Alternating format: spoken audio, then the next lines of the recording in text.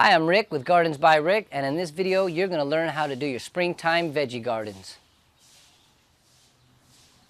Okay, making sure that you have the right sun exposure. Most vegetables do love full 100% sun all day. And find a sunny location. It's always recommended to plant inside a container. I never recommend planting inside your regular garden soil just because you don't know what's in it and you don't have any control over rodents, gophers, or other little creatures coming into your garden from underneath and ruining your little crops. So that being said, use a planter such as this little planter I have in front. They also make larger ones, wood ones, but anything that keeps it up and away from the actual soil is good.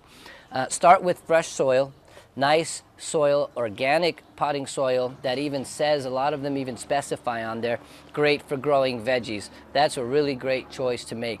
So once you have your soil that you're going to use, you know that your sun exposure is exactly where you need it to be, full sun. Then you can go ahead and pick out what type of veggies you want to grow. Here's just a small little assortment of a couple that I like, that I would like to grow here. We have some yellow bell peppers, we have a squash, and we have a tomato.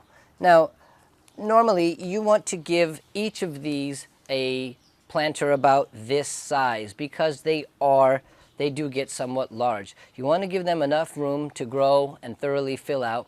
The reason that this setup here can work is if it's elevated, and things like this, like squash that are runners, you can allow them to cantilever over the side and cascade over the container to grow and do things beyond on the soil level. So you have all of your materials in front of you. You have your container, you have your vegetables or herbs that you want to plant, and you have your organic soil. You take your container.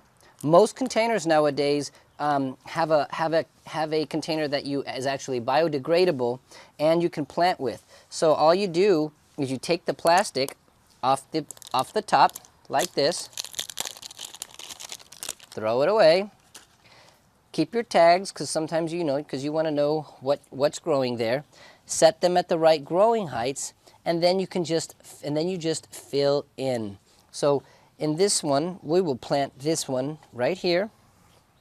Again, you want to make sure that you do not plant over the plant's root system and beginning framework, because that's where the plant breathes. And if you bury them too high, they won't be able to breathe and they will die and have a premature death.